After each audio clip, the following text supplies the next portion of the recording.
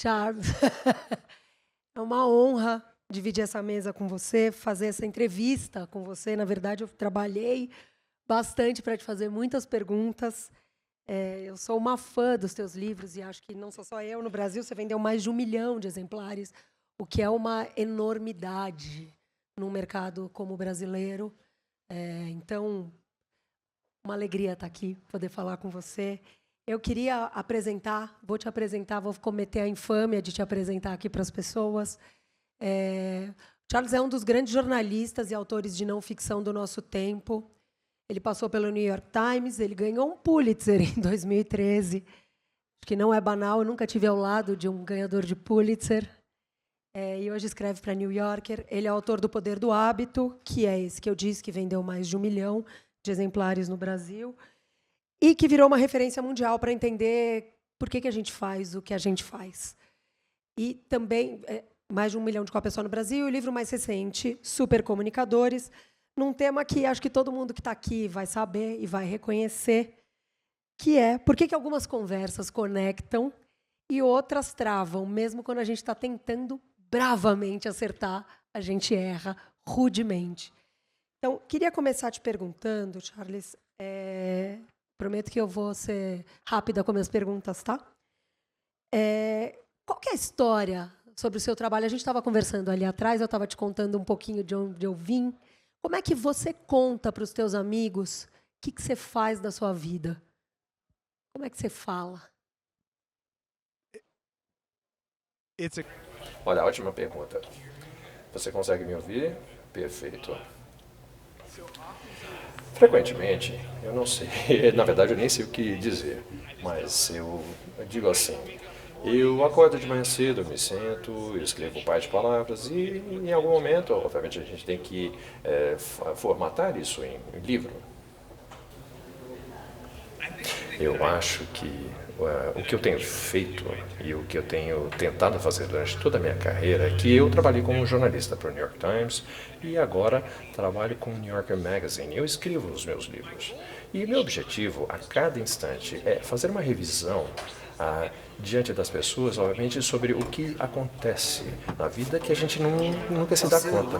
E eu, quando era uma criança, meu pai, advogado, uma das coisas que ele fazia era, ele tinha clientes que tinham problemas com acidentes, tinham problemas com a parte médica, e eles se deram conta que uma série de coisas na vida das pessoas que pode ser negativas e podem ser também algo de benefício. E, na verdade, nós temos, às vezes, uma certa cegueira. Então, no caso do meu livro, O Poder do Hábito, o que, na verdade, nós temos no aspecto psicológico, às vezes a gente tem coisas que a gente não está ciente e tem algumas coisas que a gente pode ter mais controle.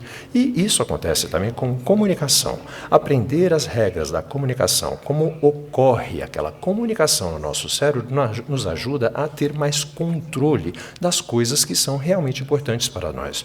E, na verdade, quando eu trabalhava como jornalista, eu escrevia, por exemplo, sobre a Apple, que os telefones estavam sendo fabricados e tinha aquelas fábricas na China. Então, o objetivo de explicar às pessoas é que nós todos temos uma rede nos nossos sistemas, no capitalismo, no governo, na nossa psicologia, como funciona o nosso trabalho. Quanto mais a gente entende como os sistemas funcionam, mais força nós temos sobre a nossa própria vida.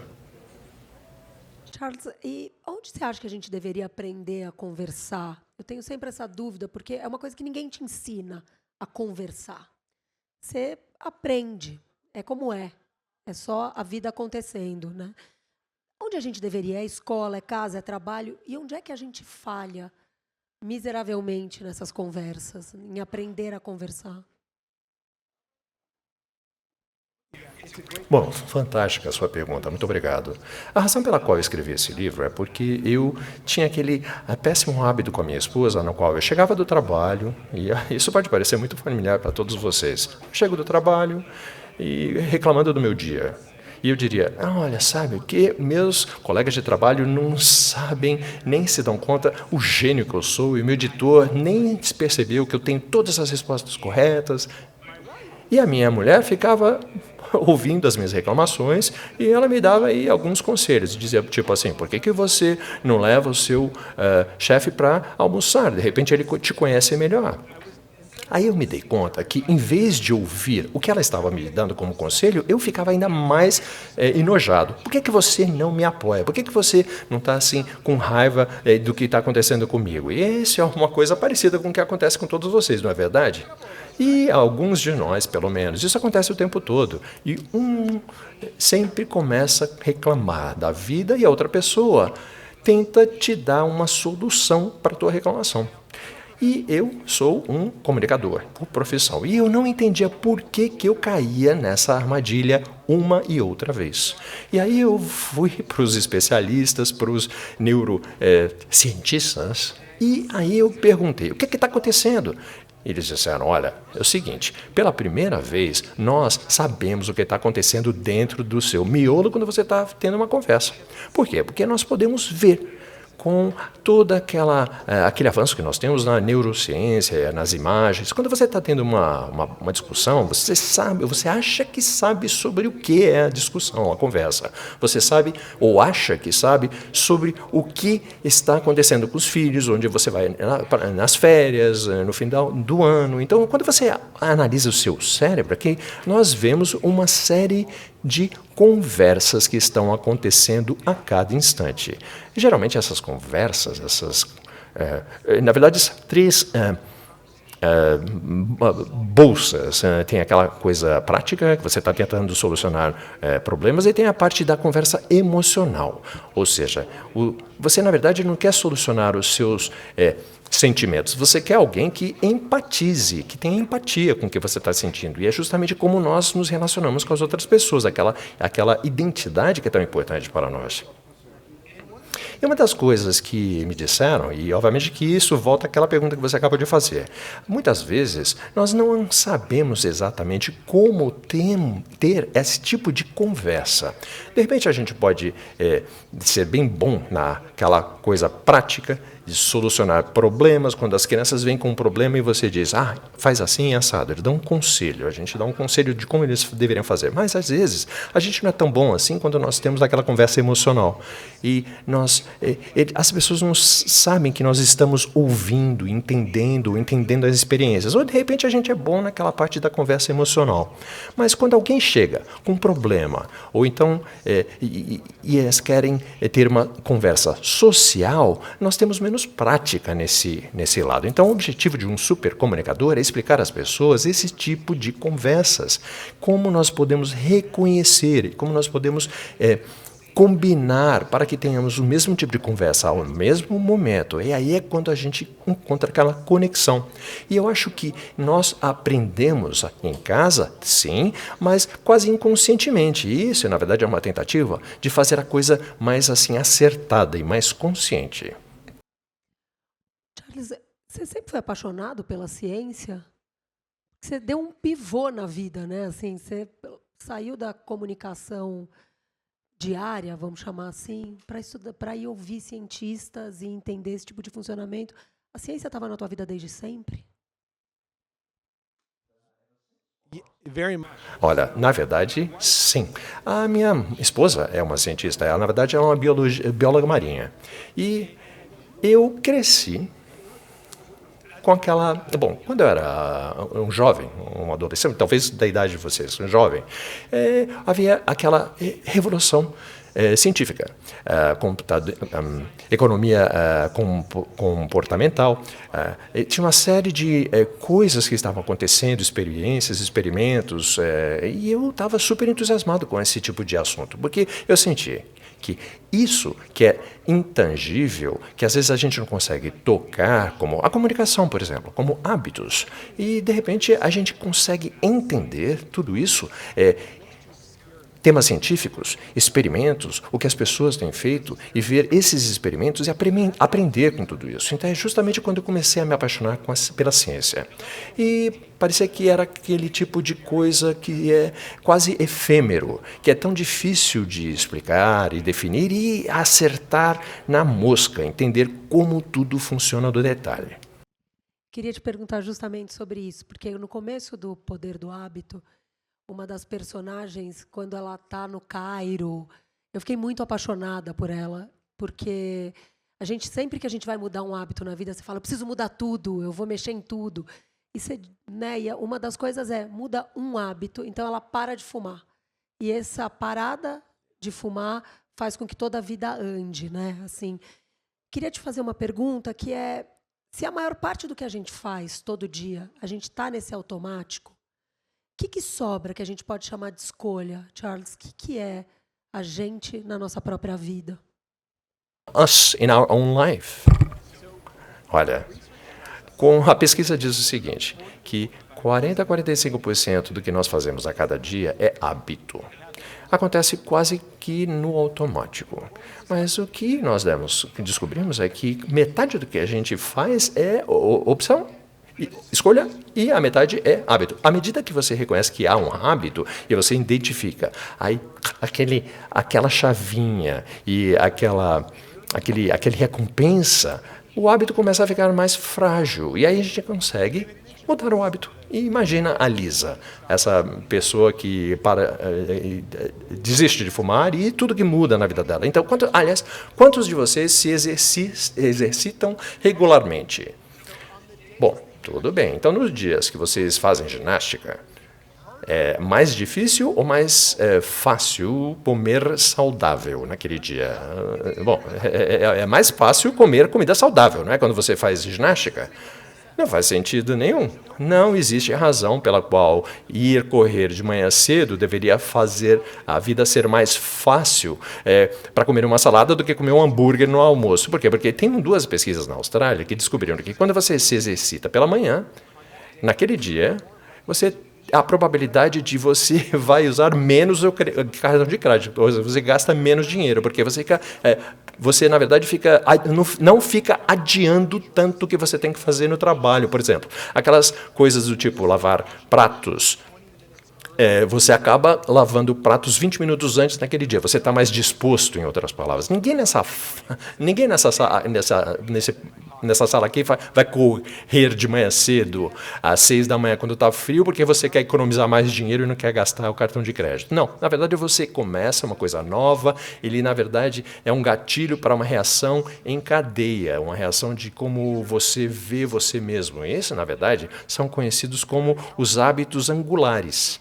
São muito positivos, como, por exemplo, você acabou de falar, aquela moça que desistiu de fumar, você acaba ficando mais propenso a gastar menos dinheiro, treinar para uma maratona, fazer coisas legais, como a Lisa fez no livro. Eu acho que a coisa muito importante é que não é só reconhecer os hábitos na mesa, que você reconheça o hábito angular, pessoal. É uma oportunidade para fazer pequenas mudanças. E isso é como se fosse uma reação em cadeia. Você vai mudar um monte de outras coisas na sua vida que vai ser muito mais fácil de fazer. Tem uma história também no livro que eu fiquei muito encantada, porque é sobre a perda da memória. E a gente, nesse tempo, com redes sociais, etc., a gente tem falado muito sobre memória, o que fica na nossa cabeça. E tem coisas, obviamente, que de fato são doenças, enfim, questões. Né? Quando a gente perde a memória, mas o corpo continua, Charles, acordando, fazendo café, encontrando o caminho de volta para casa, por exemplo, se a gente não mora nessa memória, aonde mora isso tudo dentro da gente? Que lugar do nosso cérebro fica preservado? É uma pergunta, na verdade. Algo se preserva mesmo quando se perde tudo? Claro que sim.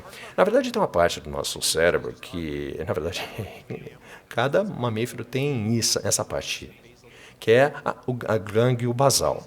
E ali é justamente onde existe, na verdade, o gânglio basal é uma das estruturas mais antigas, entre aspas, no nosso corpo. Na verdade, faz com que a memória transforme tudo em comportamento automático. E o que acontece é que essa glândula pode operar quase em um inconsciente. Existem pessoas que não podem nem se lembrar do que aconteceu há 5 meses atrás ou 5 minutos atrás, mas eles sabem ainda como chegar em casa, aqueles que têm amnésia.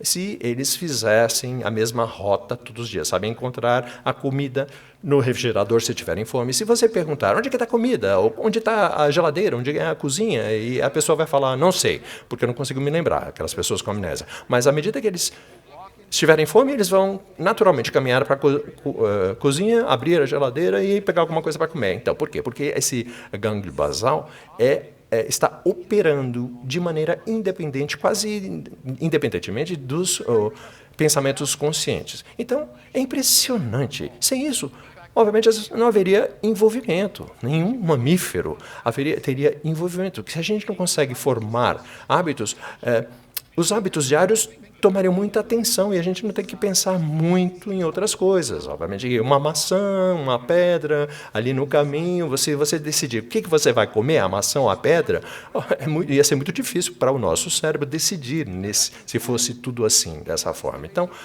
por causa desse gânglio, que pode operar quase que inconscientemente, é justamente por isso que nós fazemos coisas que nós, oxalá, não fizéssemos. Então é por isso que mesmo de manhã cedo, como você fala, eu quero comer comida saudável hoje, aí de repente você entra naquela cafeteria e você come aquela porcaria que você come todos os dias. Isso é seu gânglio basal. Ou se você está com a sua esposa ou seu marido e ele te diz alguma coisa, o teu filho te diz alguma coisa, você não quer ficar bravo, mas você fica bravo ou você é meio durão, ou você não presta atenção no que a pessoa falou, então aí é seu gânglio basal tomando conta de você. E como humanos, eu acho que uma das coisas que nós temos que fazer é que nós temos que decidir o que nós vamos dar e alimentar com o nosso gânglio basal, ou o que a gente vai tomar conta para que nós possamos ser as pessoas que nós queremos ser. Charles, você, segundo a ciência, então, de fato a gente muda de verdade ou a gente aprende a contornar os maus hábitos ou, enfim, hábitos em geral? A gente consegue mudar ou a gente contorna só?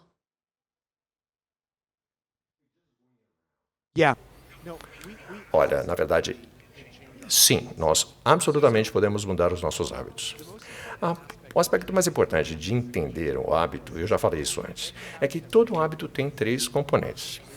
Existe aquele gatilho. Primeiro é o gatilho. Tem a parte da rotina, para aquilo que a gente pensa que é o hábito. E a cada rotina, nós temos o quê? Uma recompensa. E se nós estamos conscientes ou não. Se você tem aí, você tem o piloto automático lá, você está dirigindo e tem sempre uma recompensa. À medida que, quando chega ali naquela rua, tem um tipo de dopamina que é liberada no seu cérebro. E você pode nem se dar conta que tem aquele tipo de recompensa. Mas, na verdade, o seu cérebro sabe que existe aquela recompensa. Então, como mudar, um hábito? A primeira coisa é que você tem que começar a procurar onde que o gatilho, onde está o gatilho. Descobrir, então, qual é o tipo de recompensa que esse gatilho te entrega. Às vezes é óbvio. Eu, por exemplo, gosto de comer hambúrguer. Por quê? Porque é saboroso, mas às vezes é difícil. Porque quando os meus filhos me interrompem e eu fico bravo, qual é a recompensa nisso? Frequentemente, a recompensa é que eu tenho aquele sentido de controle. Eu sinto que eu consigo colocá-los ao lado e que eles não me distraiam do que eu estou fazendo. E, obviamente, que uma vez que você reconhece essa recompensa, eu entendo que as minhas experiências recebem essa recompensa quando eu ignoro os meus filhos ou quando eu sou duro com os meus filhos, mas eu posso mudar isso, a mudança é real. Se existem pessoas nesse mundo que, por exemplo, têm eles possam ter o último trago de álcool que eles vão poder, ou os fumadores que vão decidir não fumar e nunca mais vão fumar. Esses, na verdade, são hábitos reais que são difíceis de mudar, mas existem pessoas que mudam e continuam assim o resto da vida. Não porque eles estão ali batendo na mesma tecla, mas é porque elas estão entendendo a si mesmos e entendendo quais são as dicas e as recompensas de mudar esse hábito. E entendendo tudo isso, nós vamos conseguir fazê-lo. Charles, existe o Brasil, por exemplo, é um país que tem uma diferença de classes muito grande, de tempo, né? Então, o Brasil tem, por exemplo, São Paulo, algumas pessoas levam 2 horas para irem de deslocamento de um lugar para o outro para trabalhar. 2 horas para ir, 2 horas para voltar, etc. O que a ciência diz para pessoas que têm menos margem para poder mudar hábitos, né? De tempo, de grana, de energia. Como é que a ciência responde a essas pessoas? Olha, ótima pergunta que você faz, porque está certo. Mesmo que nós tivéssemos esse conhecimento e controle de todas as nossas opções, nosso ambiente, obviamente, tem uma interferência muito grande. Afeta. Então, quantos de vocês aqui tem que ir tem que ir de um lugar para outro por mais de 2 horas, pelo menos nessa semana. Muitos de nós, né, demoramos 2 horas ou mais para chegar em algum lugar. A última vez que eu vim ao Brasil, veja só, me demorou quase 3 horas para sair do hotel até o aeroporto antes da decolagem. Obviamente que o voo era de 9 horas, mas para os Estados Unidos, veja só, então ir do hotel em táxi até Guarulhos demorou quase 1/3 do tempo que eu demorei para viajar em avião para os Estados Unidos. Então, a verdade, no final das contas, é que o que a gente pode fazer? Não tem muito. A gente pode tentar mudar a nossa vida, a gente pode, de repente, mudar para perto do trabalho, eu quero trabalhar de casa, vou trabalhar remoto, tudo bem. Mas se o tráfego é ruim, então vai ser ruim, não tem jeito, né? Então, o interessante é como nós gastamos esse tempo quando a gente está no transporte indo para o trabalho. Obviamente que tem muitos estudos que já analisaram essa situação. Quando as pessoas estão dentro do carro, o que elas estão pensando? Na verdade, muitos de nós, a gente pensa, que droga, né? Tá aqui no trânsito, entalado, encalacrado, isso daqui demora para sempre, esse cara acabando de cortar, esse aqui como dirige, esse aqui parado, eu vou atrasar para o trabalho, é isso que a gente pensa. Mas existem algumas pessoas que trabalham ali naquela coisa do hábito mental. E elas praticam quase aquela situação de gratidão, de meditação, ou estão fazendo o quê? Ouvindo podcast, ou então ouvindo audiobooks, os livros, notícias. Essas pessoas que fazem essa opção de usar aquele tempo de forma positiva, em vez de estar xingando o outro motorista ou ficar bravo durante aquele transporte para o trabalho, ou que elas escolhem outras coisas, então essa viagem de 3 horas até o aeroporto é mais fácil e acaba parecendo mais curta. Então, eu acho que você está certo. A gente não pode ficar lutando contra o que acontece ao redor. Às vezes é o meio ambiente, e aí nem a economia, e nem o que está acontecendo no mundo, e o mundo, na verdade, hoje em dia está uma maluquice. Mas a gente pode fazer o seguinte, a gente pode ter o controle do nosso hábito mental e dizer, nesses momentos, quando eu estou tão frustrado, eu vou, na verdade, fazer uma prática de meditação.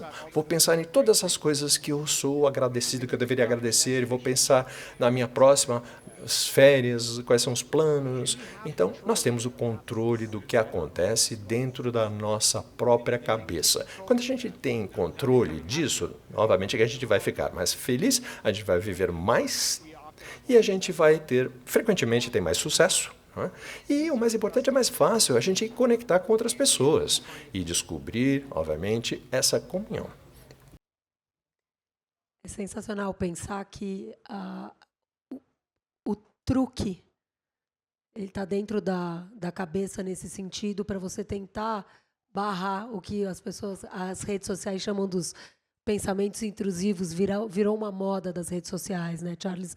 Isso, e a gente está lidando com um vício que talvez os nossos hábitos não tivessem prontos para essa quantidade de informação que a gente hoje tem que absorver por dia, né? Então, hoje, quando você lida, por exemplo, as pesquisas hoje, elas já conseguem contemplar, e eu sei que, óbvio, o Jonathan Haidt e várias outras pessoas falando sobre esse vício em dopamina, etc. Como é que faz para a dopamina também deixar de ser esse hábito e a gente conseguir, por exemplo, assistir uma palestra sem pegar o telefone?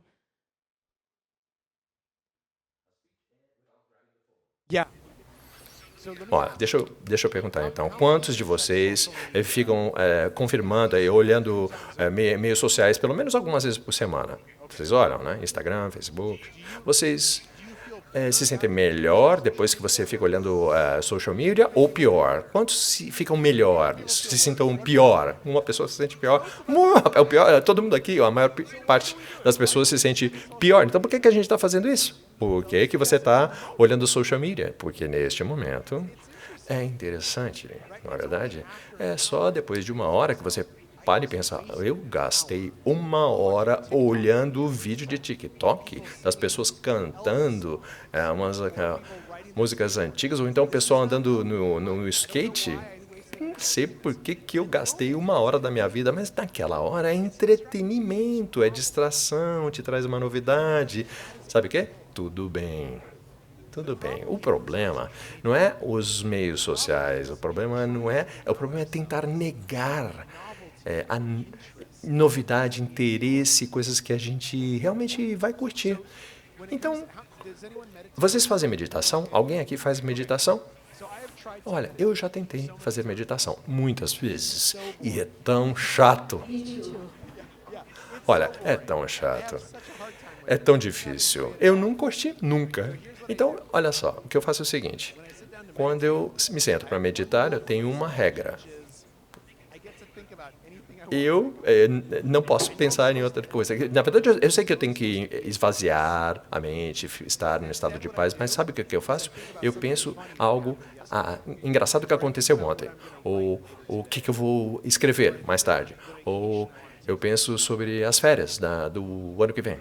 Eu me dou aquela novidade que faz com que a meditação esteja ok. Então, depois de um tempo, eu acabei melhorando, e a minha meditação começou a melhorar. Então, eu pensava 1 milhão de coisas antes. Agora eu penso só em uma coisa.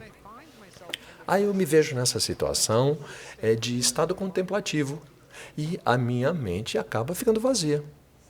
Às vezes a gente tenta faz um esforço danado para ser aquela pessoa que a gente queria ser. Mas a verdade é que quando tem aquela coisa dos meios sociais e sobre as coisas que a gente gosta, se sente bem, tudo bem, é bom e te dá algo de valor. Na verdade, a pergunta é, você consegue encontrar uma nova forma de dar aquela coisa de valor para si mesmo? Você consegue encontrar uma nova maneira de ganhar aquele prêmio com um outro tipo de conduta mais saudável? Então agora eu tenho uma regra. Com o social media eu tenho que ler, cada vez que eu abro o social media eu tenho que ler metade de um capítulo de um novo livro. Então você nunca vai ler metade de um capítulo. Você começa a ler o livro, você fala, que interessante. Aí você tem um capítulo, depois outro capítulo, 2 capítulos, e de repente eu nem quero mais ficar olhando para social media porque já está tarde demais, então eu vou ler outro capítulo e vou estar cansado para o dia seguinte e pronto. A chave aqui da coisa é reconhecer que tá bom fazer coisas que a gente gosta de fazer. Na verdade, tem que encontrar a maneira mais saudável de te dar as coisas que você gosta. Tudo bem se for social media, às vezes. Charles, normalmente a gente nunca escuta ninguém dizendo assim, eu sou um péssimo ouvinte. Todo mundo acha que fala super bem. Como é que a gente faz? Como é que eu estou convicta que você está me escutando e você tem certeza absoluta de que eu não estou te escutando? Como é que faz para isso funcionar de uma maneira... Qual que é o sinal mais comum desse desencontro entre um bom falante e um bom ouvinte?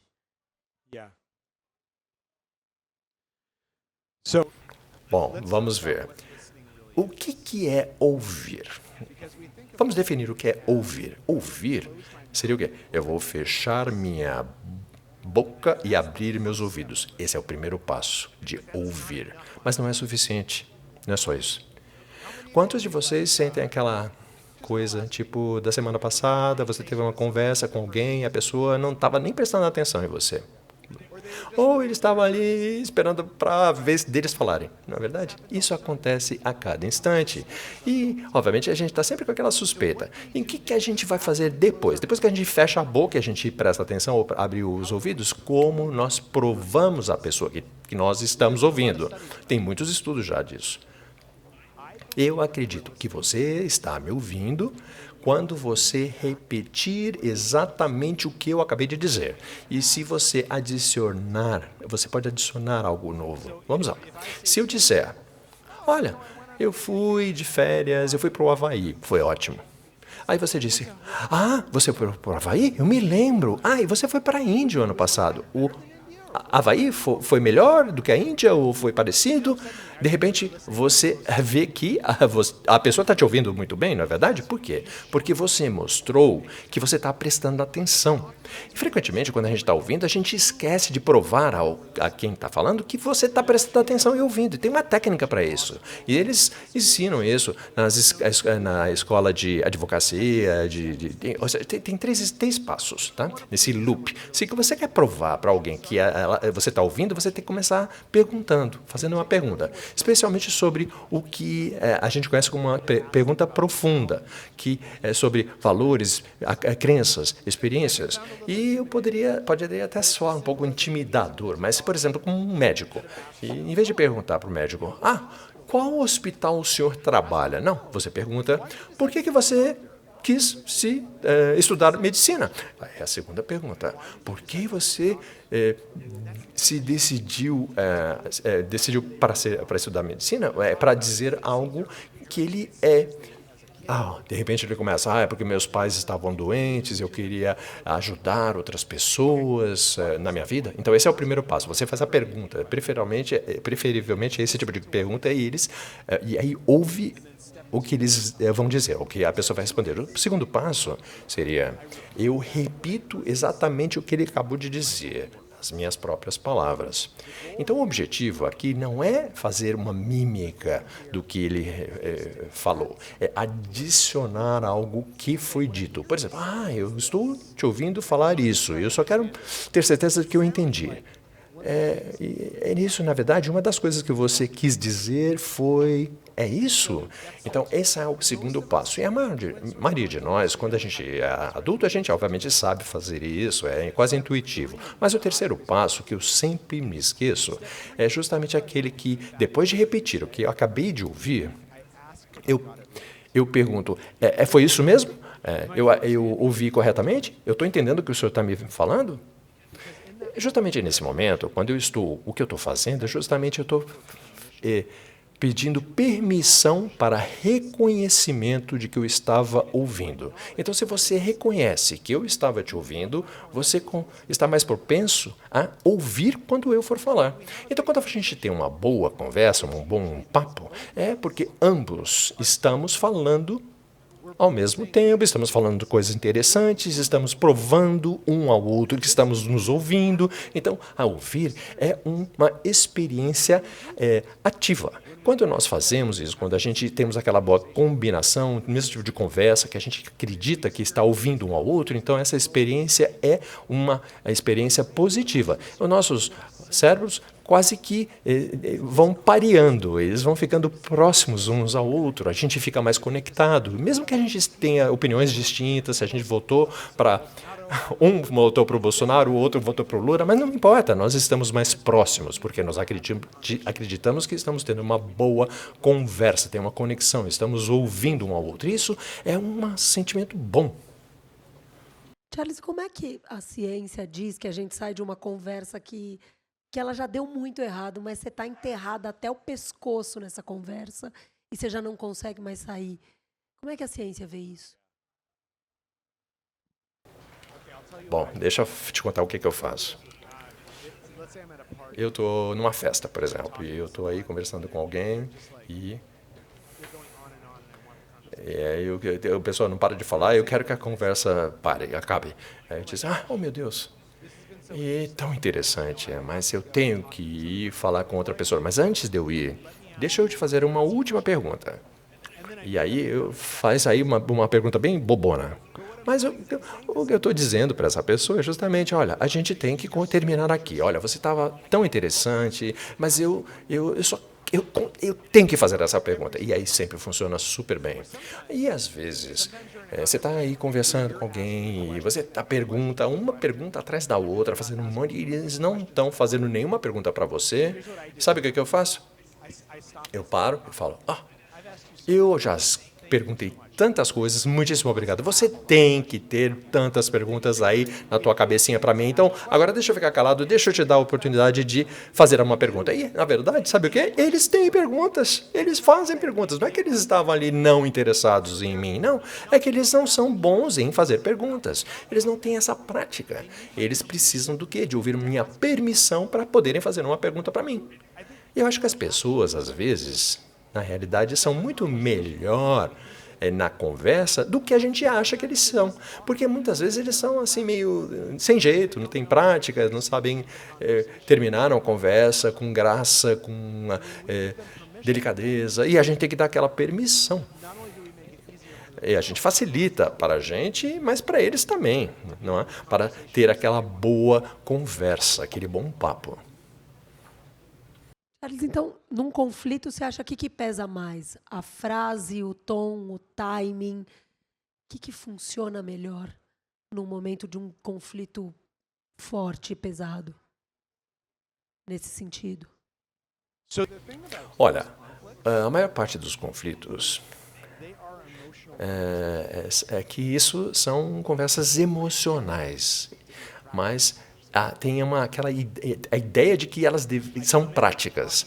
Eu venho aqui para falar de orçamento, e é uma coisa, na verdade, chata, porque você não deu orçamento suficiente, ou então você está conversando com os empregados. Você não tirou o lixo, ou então você está conversando com teu cônjuge, você nunca leva as crianças para a escola, eu que tenho que levar sempre. Então você tem que tratar em linguagem prática, mas isso é uma conversa emocional, o que está acontecendo. Então você deveria dizer assim, não acho que você está agradecido. Eu estou ferido, porque você não pediu, ou não perguntou se eu precisava mais tempo, ou será que você não pode, ou você quer que eu leve as crianças para a escola hoje? Ou então, quando a gente fala de orçamento, olha, não está correto o orçamento, eu vou ter que demitir as pessoas, isso vai ser terrível para mim. Então, nesses momentos, a coisa mais importante de fazer é começar a reconhecer as emoções que estão ali no que é dito, para que nós possamos saber o que é conversa emocional, para dizer, olha, eu vi que você está ansioso, eu vi que você está desacorçoado, você tem todo o direito de sentir essa ansiedade, estar chateado ou sentir que não há agradecimento. E às vezes eu sinto isso também, eu sei que é difícil sentir isso. Vamos então conversar sobre esse sentimento antes de nós falarmos sobre o assunto prático. E o que acontece frequentemente é que, nesse momento, você, na verdade, remove a dor, remove aquela agulhada do conflito. Em vez de estar ali do outro lado da mesa para discutir, não, você passa para o mesmo lado da mesa para tentar solucionar o problema, em vez de ficar brigando. Mas isso funciona para é assim com todos vocês também? Quando você está discutindo com um cônjuge, com um parceiro, parceira, com os seus colegas de trabalho, vocês começam a falar sobre emoção, isso ajuda mais? Não? Ninguém sabe, ninguém... Sim, para algumas pessoas sim, não é verdade? Fala sobre as emoções. E obviamente que uma das coisas que são interessantes sobre a cultura brasileira, e vocês podem me dizer se eu estou errado ou não, é que existem mais conflito de adversários. As pessoas não querem conversar coisas difíceis com os outros, porque é falta de educação. Mas muitas vezes, quando a gente reconhece que existem essas emoções, quando a gente diz, olha, parece que você está ferido, parece que você está chateado. Me diz, o que aconteceu? Explica para mim, quais são os seus sentimentos, o que você está sentindo. E isso facilita para que você possa solucionar o conflito e essa chateação. Existe, obviamente, uma rima em inglês, vamos ver. Quando você estiver furioso, fique... Wait a second, please. Quando você se sentir furioso, Seja curioso. Essa é a rima em inglês. Yeah, I got it. It's very similar in English too. Oh, in Portuguese, I mean. Quando você está chateado, quando você está bravo com alguém, e você começa a fazer perguntas, mais perguntas, obviamente, frequentemente, aquela raiva vai, na verdade, diluir durante a conversa. É difícil, não é? Por exemplo, quando você está chateado, é difícil. Você tem que sempre lembrar aquela coisa. Quando você estiver furioso, torne-se curioso. Obviamente que é difícil de lembrar, mas tenha isso em mente. Excelente. A plateia pode mandar perguntas, pode mandar em português, tá? Uma pessoa mandou aqui em inglês, mas pode, se quiser mandar em português, também pode. Charles, a gente recebeu aqui uma pergunta da plateia, que em momentos polarizados como esse que a gente está vivendo politicamente, bastante nos Estados Unidos e bastante no Brasil nesse momento, como é que você consegue estabelecer alguma conversa, algum senso de uma conversação ali possível entre duas pessoas que acreditam em coisas opostas? Eu sei. Bom, nos Estados Unidos, nós, na verdade, sabemos que isso aí é um problema do Dia de Ação de Graças. As pessoas se reúnem no Dia de Ação de Graças nos Estados Unidos e um adora o Trump e outro odeia o Trump. E você pensa, putz, eu não quero falar com o meu tio Gary. Ele vai vir e vai falar que o governo tá uma porcaria ou que tá super bom. O que a gente faz nessa situação? Eu acho que a melhor coisa é o seguinte: fazer a pergunta assim, de maneira muito honesta, dizer: o que é que isso é da tua conta? Porque Uncle Gary, o tio Gary, ele gosta do Donald Trump, mas se eu perguntar para ele, Uncle Gary, o tio Gary, parece que você gosta mesmo, né, do Trump, mas por quê? Eu quero entender por quê. De repente ele fala, ele começa a falar coisas assim, tipo, bom, sabe por quê? É que eu acho que a elite está olhando para baixo e acha que eu sou pequeno, que a economia não está funcionando para a minha vida, que não tem trabalho para mim. Aí eu gosto é por isso que eu gosto do Donald Trump. E, então, obviamente que tudo o resto é coisa que a gente entende. Todo mundo se sente excluído, sem trabalho, duro no fim do mês, é difícil trabalhar, e vamos para a escola, estudamos, e agora é difícil encontrar um trabalho, e obviamente que agora tem inteligência artificial que vai tomar conta de tudo, o futuro é incerto. Todo mundo está sentindo isso, na verdade. Então eu e o Uncle Gary, o tio Gary, temos uma coisa em comum, que é um monte de coisa. A gente sabe o que é viver com essas preocupações. Mas aí a sua solução é votar para o Donald Trump e a minha solução é votar para qualquer outro sujeito que não seja Donald Trump. É a minha solução. Mas, porque o fato que nós queremos entender um ao outro, e eu mostrei para o Uncle Gary, o tio Gary, que eu quero realmente entender por que ele quer votar para o Trump, de repente, aí a gente tem aquele sentimento que nós estamos tendo uma boa conversa, porque nós encontramos coisas que estamos de comum acordo. Vou fazer uma pergunta aqui. Eu acho que a maioria aqui do pessoal são lulistas. É isso, é verdade? Somos da esquerda ou da direita? Tá certo? Todo mundo aqui é lulista? Quantos de vocês têm parentes que adoram o Bolsonaro? Todos? E vocês conseguem conversar com esses parentes? É terrível, na verdade, vocês nem têm a conversa, na verdade, você evita falar com o sujeito. Pois bem, olha, meu desafio que eu vou aqui colocar para vocês. A próxima vez que você vir aquele primo, aquele tio, eu quero que vocês façam a seguinte pergunta. Olha, eu não gosto do Bolsonaro, mas nunca vou votar para ele, mas eu queria entender o porquê que você ama tanto o Bolsonaro. Me diz o que é que atrai tanto no Bolsonaro, que faz com que você tenha esse amor, que você fique orgulhoso. E eu te prometo que tem alguma coisa que eles digam, vai ser sempre alguma coisa que você entende que é verdade. E isso não quer dizer que você tenha que votar para o Bolsonaro, não quer dizer que você tem que fingir que você gosta do Bolsonaro, nem quer dizer que você não possa dizer, eu também, eu sinto a mesma coisa, por isso que eu votei no Lula, e por isso que eu voto na esquerda. Mas é só fazer essa pergunta, explica e você ouve. Não tenta mudar a mente ou convencer que eles estão errados, que você está certo. Só tenta entender. Eu te prometo que a conversa vai ficar muito melhor. E, obviamente, vai fazer com que todas as outras conversas vão ser melhores. Você nem precisa mais falar de política depois disso. Você pode falar sobre o jantar e sei, qualquer futebol, qualquer outra coisa. Quantos de vocês estão de acordo com o que eu acabei de falar, que é uma coisa que a gente pode fazer? Vocês estão de acordo? E quantos... E algum vai dizer que não, eu nunca vou fazer isso? Tudo bem.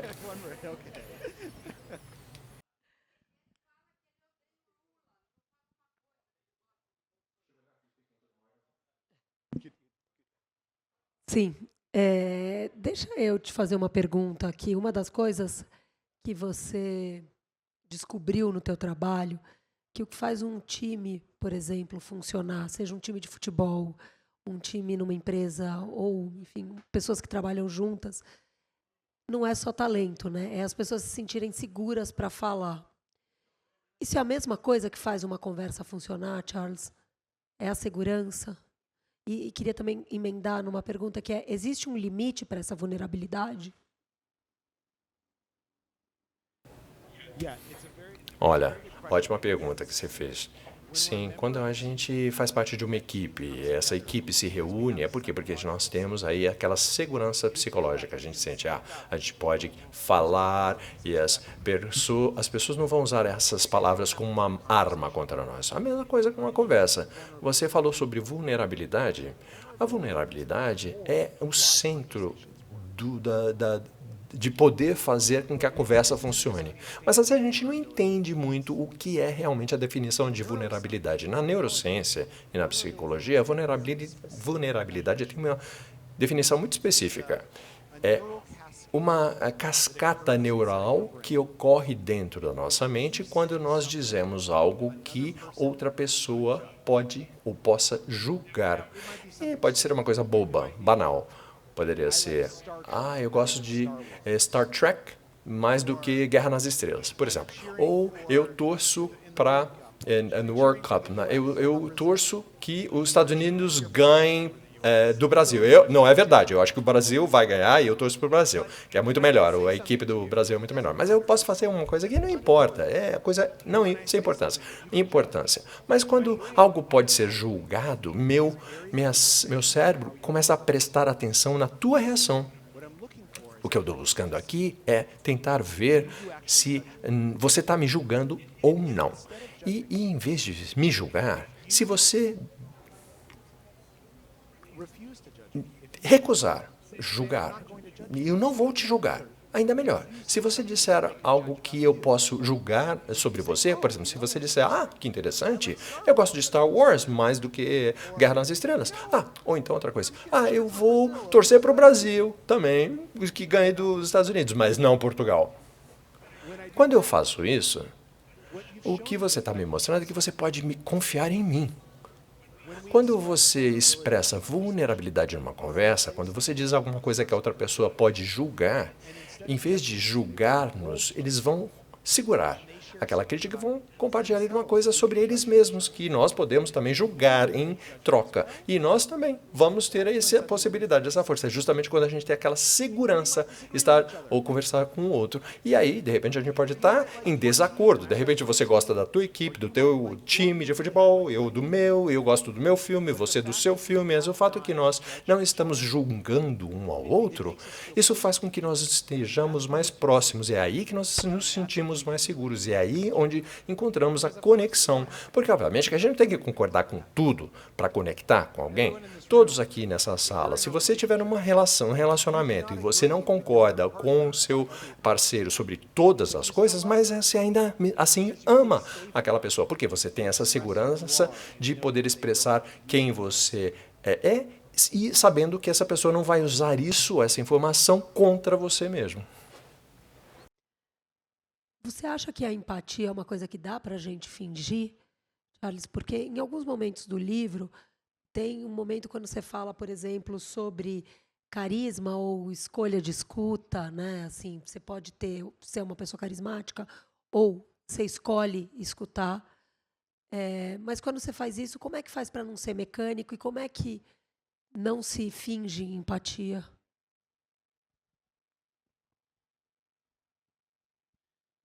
So I'm going to Eu acho que se você fingir ter empatia, na verdade você se torna não empático. Então, se você está tentando e começar a fazer perguntas sobre, por exemplo, o que que você quer um carro? Para que você quer o carro?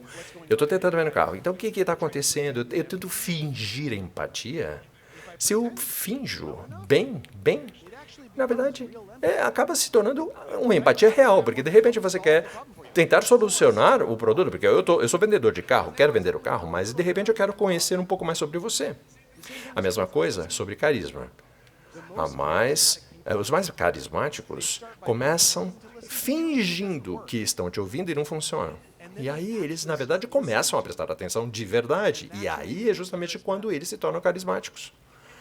Você consegue aprender sobre empatia e sobre carisma. Alguns têm mais empatia, mais carisma, outros têm menos, mas todos nós podemos ou conseguimos aprender e ficar tão bons quanto aqueles que são bons. Porque quando a gente tenta ou a gente finge ser empático, na verdade nós, nesse fingir, acabamos nos tornando empáticos. É impossível resistir àquela energia de preocupar-se com alguém se você está fingindo que se preocupa com alguém. Tem alguns psicopatas que conseguem fazer isso. Tem pessoas que conseguem fingir, mas eles nunca se importam. Eu não sei se ninguém aqui... Tem alguém aqui que é psicopata? Eu acho que não. Mesmo quando eu penso que você está conversando com aquele tio maluco que vota no Bolsonaro, que é seu amigo de infância, e se fingir que você está curioso e se você fingir que você é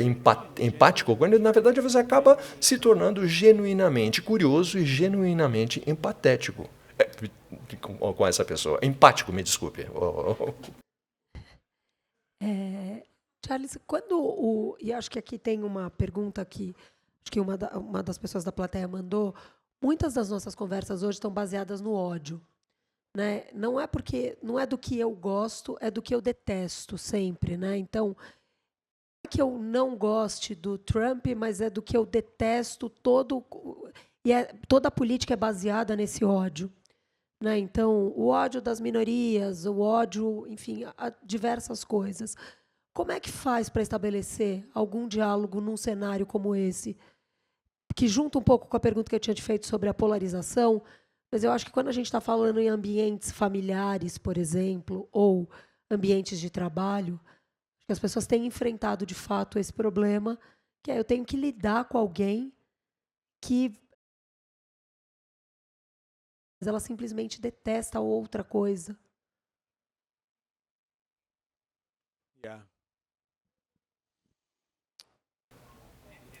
Olha, eu sei que é difícil. É difícil, principalmente em tempos atuais, porque, na verdade, a gente sente que tem tanto ódio em toda parte. A verdade é a seguinte, muitas pessoas nem querem conversar com a gente. Às vezes a gente vai a a gente quer se aproxima de algum bolsonarista, eles não querem ter uma conversa civilizada. Nada. E tudo bem para esses tipos, tá bom, então tudo bem. Você não tem que conversar com todo mundo. Claro, você não tem que ter uma conversa com alguém que não quer aprender sobre você. Você não quer conversar com alguém que só quer, na verdade, ficar cuspindo ódio. Agora a pergunta é, o que essa pergunta quer? O que essa pessoa quer realmente? Ela só quer ficar cuspindo ódio ou é uma pessoa que está totalmente frustrada e nem sabe como se expressar? Nos Estados Unidos, obviamente que a gente tem um problema de racismo. O Brasil é muito melhor nesse quesito. Ainda tem muitos desafios, claro, mas é muito melhor do que o que acontece nos Estados Unidos. A maior parte das pessoas que eu já me encontrei dizem coisas de cunho racista, eles na verdade nem odiam. Não tem ódio. Não é que eles têm ódio contra hispânicos, negros, etc. Eles, na verdade, essas pessoas estão profundamente frustradas.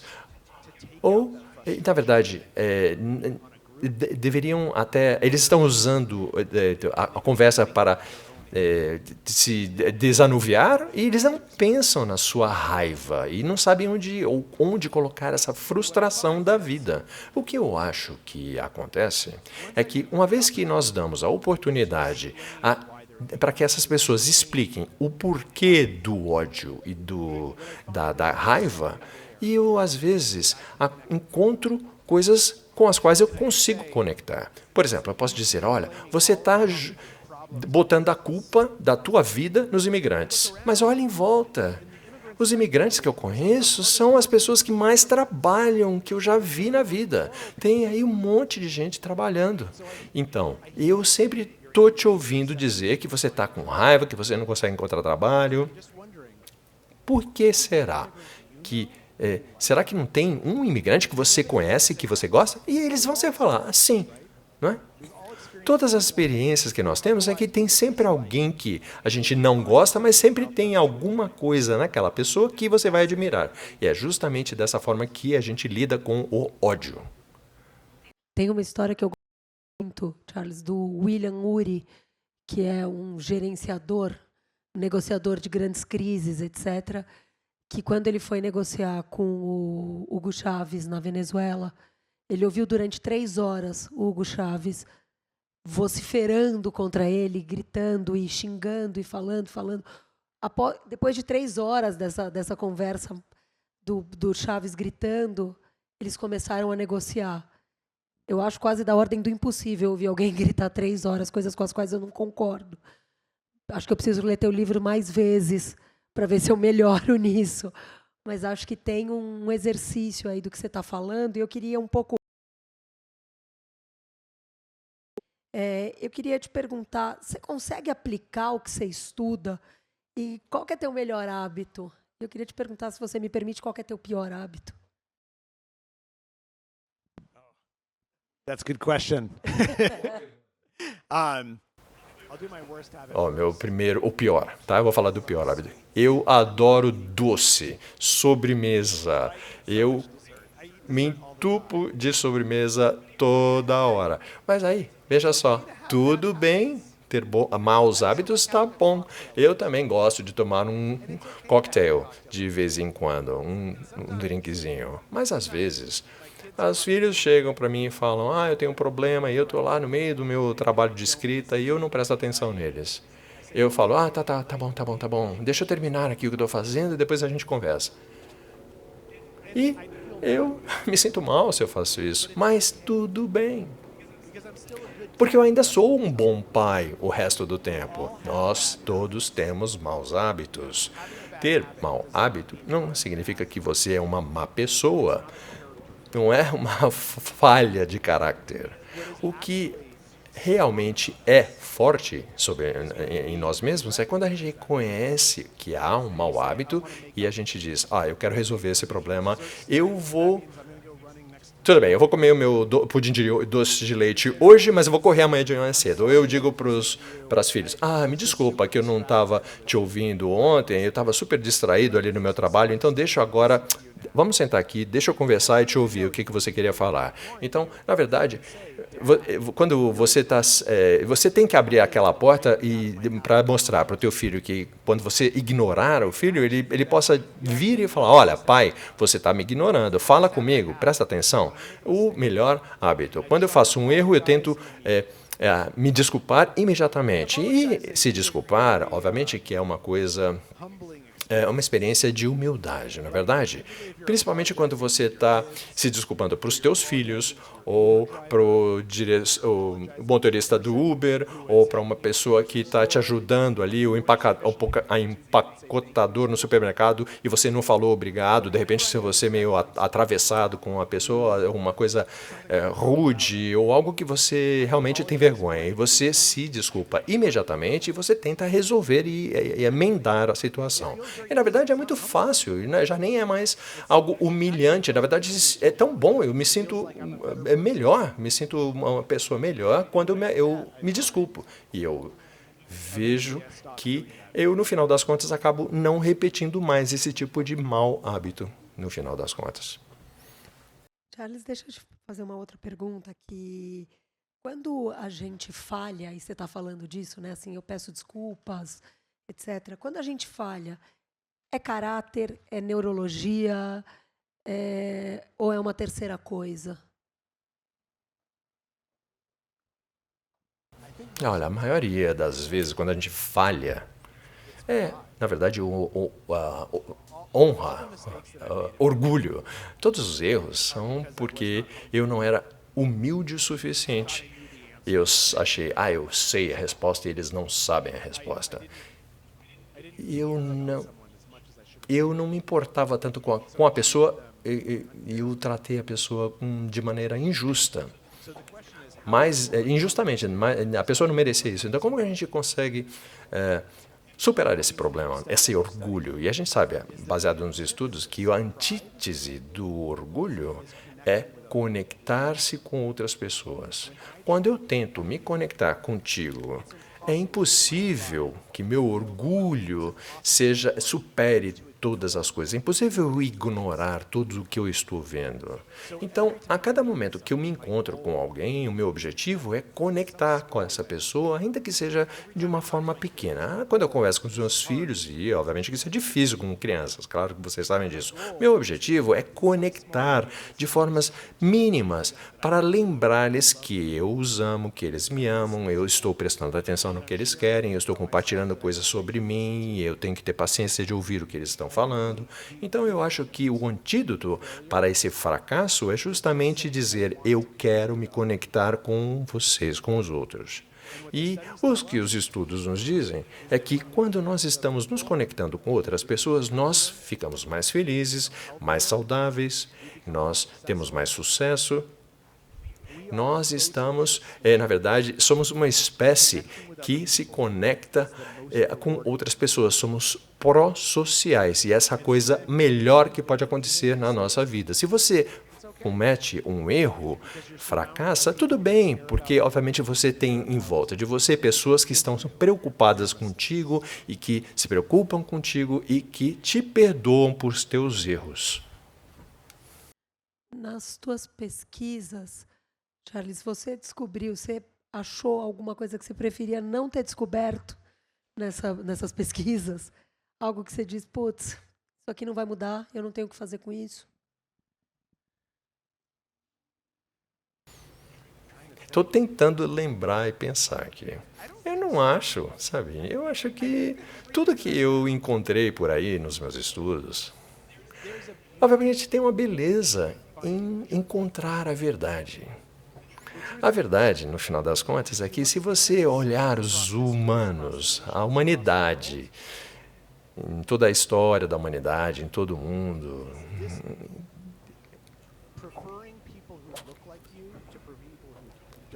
preferir as pessoas que são parecidas com você do que as que não, isso acontece em toda a civilização. Ou pessoas que acreditam como você acredita em algumas coisas, ou em comparação a pessoas que não acreditam no que você acredita, isso é um instinto natural, isso acontece em qualquer lugar do mundo, porque nós somos uma sociedade, uma espécie pró-social, somos uma espécie gregária, nós estamos sempre pensando em grupo. Quando você está educando as crianças, tem uma etapa da vida da criança que a criança é sempre sexista ou racista ou alguma coisa que a gente não gosta. Isso faz parte do crescimento, do desenvolvimento de uma criança. E aí o pai pensa, a mãe pensa, será que eu vou permitir essa conduta, essa crença, ou vou tentar ensinar que isso não é correto? Então, é natural, mas nós podemos optar, escolher a superação de alguns dos nossos instintos. A gente pode escolher ser melhor pessoa, ouvir ao nosso anjinho bom da nossa natureza humana. Então, quando a gente, na verdade, tem instintos, todos nós temos aquele instinto de egoísmo, de malvadeza, de ser diferente do outro, demonizar aquelas pessoas que acreditam em coisas diferentes do que a gente acredita, mas todos nós temos a capacidade de escolher não ouvir esse demôniozinho que é o seu instinto. E é isso, é a coisa mais fantástica de humanos. Não existe instinto que passe se desapercebido. Nós conseguimos mudar todos os aspectos da nossa existência da forma que a gente quer. E eu sempre sou estimulado por estudos, mesmo que quando os estudos revelam que nós somos egoístas, que nós somos ruins, malvados, e também revelam que esses estudos que há pessoas que escolheram não serem racistas, não serem malvados, não serem pessoas que carregam ódio no coração. Essas pessoas representam não o melhor de nós, mas representam a capacidade de todos nós, que todos nós temos. E se nós abraçarmos essa opção que eu acabo de mencionar. Eu vou te fazer uma última pergunta. Eu queria só dizer que vamos ter uma sessão de autógrafos. Charles vai estar ali, Livraria da Travessa. Quero agradecer aos tradutores de Libras da Educalibras, que sempre estão aqui com a gente nisso. E quero agradecer ao Ramon de Barros, que está traduzindo o Charles para a gente também.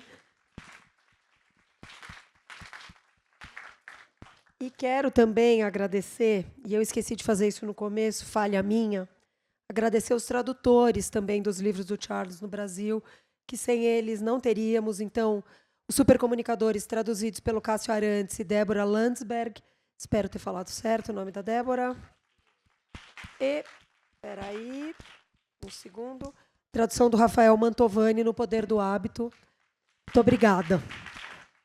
Charles, se você pudesse deixar uma única coisa na cabeça de cada pessoa que está aqui hoje, na minha, o que seria para a gente tentar amanhã? Bom, deixa eu começar então dizendo muito obrigado a todos vocês. Eu sei que é muito frio agora mesmo para o brasileiro, né? Tá frio essa noite. Quando eu venho ao Brasil, sempre inverno nos Estados Unidos, eu chego aqui, putz, que tempo maravilhoso que faz nesse país, mas alguém, na verdade nos Estados Unidos agora é verão e aqui é inverno. Então, muito obrigado por terem vindo aqui à noite, nessa noite fria. Bom, uma coisa que eu quero dizer para vocês é o seguinte: nós estamos aqui vivendo momentos difíceis. E é muito difícil, muito mais difícil do que, na verdade, é um dos tempos mais difíceis desde a Segunda Guerra Mundial, talvez. Todo mundo está vivendo uma incerteza. E eu sei que nos Estados Unidos, no Brasil, a polarização da política, a economia é tão incerta. Nós temos a inteligência artificial e todo mundo está dizendo, vai mudar o mundo, vai fazer que tudo fique melhor. E outras pessoas estão dizendo, não, vai destruir o mundo, vai arruinar a vida de todo mundo. E, como jornalista, eu tenho analisado outros períodos de mudanças intensas, como a Segunda Guerra Mundial, a Revolução Industrial, a Segunda Revolução Industrial, e também o período dos anos 60, quando todas as nações estavam mudando no final dos anos 60. E o que eu descobri é que, se você analisar todos os diários daquelas pessoas, todo mundo estava ansioso, quer fosse por sucesso, por fracasso, ficaram famosos ou ninguém estava ouvindo sobre eles, todo mundo estava ansioso nesses períodos. Mas essas pessoas que estavam tendo sucesso, aquelas que sobreviveram todos esses tempos difíceis, nos diários, elas nunca diziam no diário, elas sempre diziam, eu tinha alguém para conversar sobre minha ansiedade ou o que está acontecendo, ou eu podia celebrar as boas novas, as boas notícias com alguém. Então, quando nós confiamos em outras pessoas, quando a gente conecta com outra pessoa, quando a gente investe nos outros, mesmo que nós estejamos investindo em parceiros ou em parentes que querem votar em outras pessoas que não as que são os seus candidatos, na verdade, nós estamos nos ajudando a nós mesmos, nós estamos melhorando o mundo, tanto para nós quanto para os nossos filhos. Então, uma coisa que eu quero dizer a todos vocês, encontre alguém amanhã que, de repente, não é uma pessoa que é muito próxima de ti, mas faça uma pergunta profunda, faça uma pergunta do tipo, olha, eu sei que você vai para essa igreja, e o que é que você gosta tanto nessa igreja que você vai? Ou, eu vi que você já trabalha aqui há tantos anos. E o que tem aqui nessa companhia que te mantém aqui tão orgulhoso desse trabalho? Ou uma das favoritas que eu pergunto, quando foi a última vez que você chorou diante de alguém?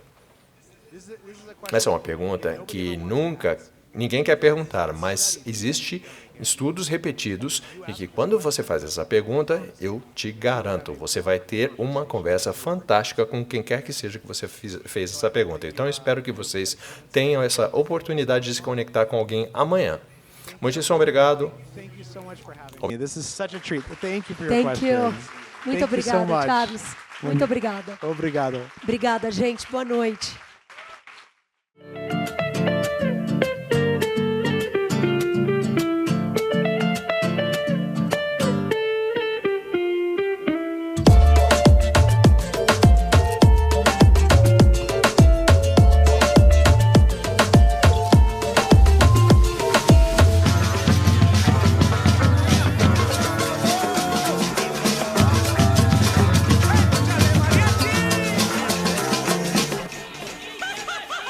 Sejam todos e todas bem-vindos à Feira do Livro 2026. A Feira do Livro é uma realização da Associação 451, da Maré Produções Culturais e do Ministério da Cultura por meio da Lei Rouanet. Patrocínio: Mercado Livre, Motiva e Prefeitura de São Paulo na categoria Ouro. Itaú e Laranjinha Itaú na categoria Prata.